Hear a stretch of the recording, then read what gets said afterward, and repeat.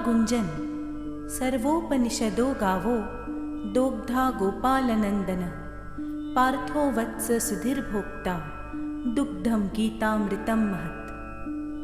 सभी वेद और उपनिषद के मक्खन स्वरूप इस जगत के सर्जनहार और सृष्टि चालक का अलौकिक ग्रंथ यानी श्रीमद् भगवत गीता मानव जीवन के लिए 3 बातों का प्राधान्य है: कर्म, भक्ति और ज्ञान।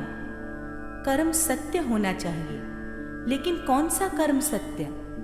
जिस कर्म का उद्देश्य, साधन और नतीजा उच्च और भव्य हो, वही कर्म सत्य।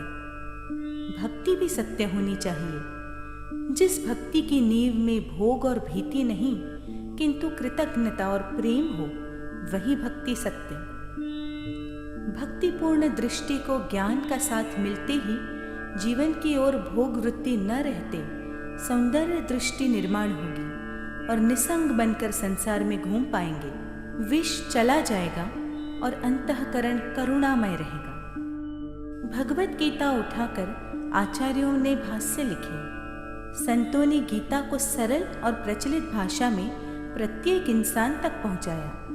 महापुरुष गीता के सिर्फ कोई एक श्लोक की प्रेरणा से जीवन बदलते हैं। सृष्टि के सर्जनहार ने अर्जुन को निमित्त बनाकर आने वाली अनंत पीढ़ियों को दिया हुआ मार्गदर्शक ग्रंथ अर्थात गीता।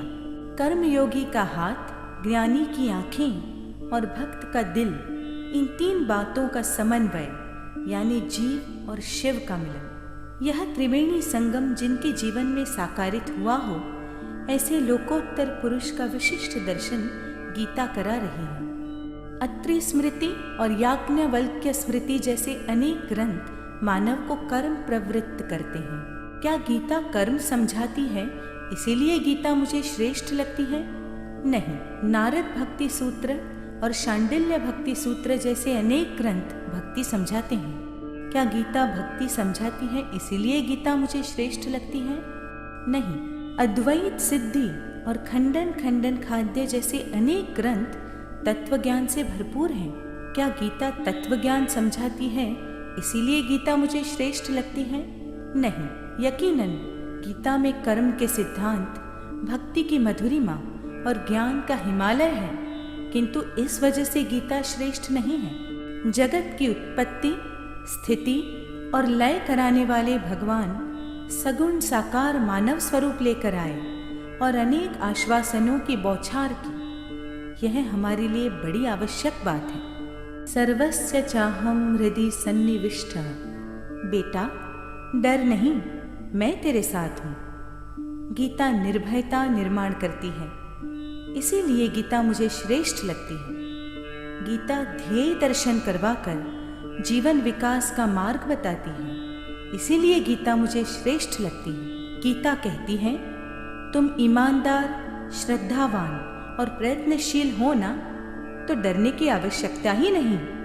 भगवान मेरे साथ बैठा है, इस विचार मात्र से सारा जीवन बदल जाता है। मैं बुरा नहीं, मानव जीवन सजा नहीं है, क्योंकि सृष्टि का निर्माता मेरे भीतर आकर बैठा है। कर्म की उदासीनता टलेगी और प्रयत्नशील बनेंगे। जीवन में से रोना चला जाएगा।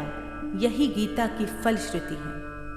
भगवान श्री कृष्ण ने स्वमुख से गाई हुई गीता के सिद्धांत किसी एक जाति या देश के लिए नहीं, बल्कि समग्र विश्व के प्रत्येक मानव के लिए प्रेरक है। तभी तो गीता हमारा विश्व धर्म ग्रंथ है। गीता गायक श्री कृष्ण और युद्ध भूमि में गीता सुनने वाले अर्जुन दोनों युवान गृहस्थ थे। इसीलिए गीता बुढ़ापे में या मृत्यु पश्चात पढ़ने का क्या मतलब? गीता के सिद्धांत जीवन में स्वीकार करके ही सच्चा गीता पूजन हो सकता है। तो चलिए हम गीता पूजन की शुरुआत सहपरिवार गीता पारायण से करें।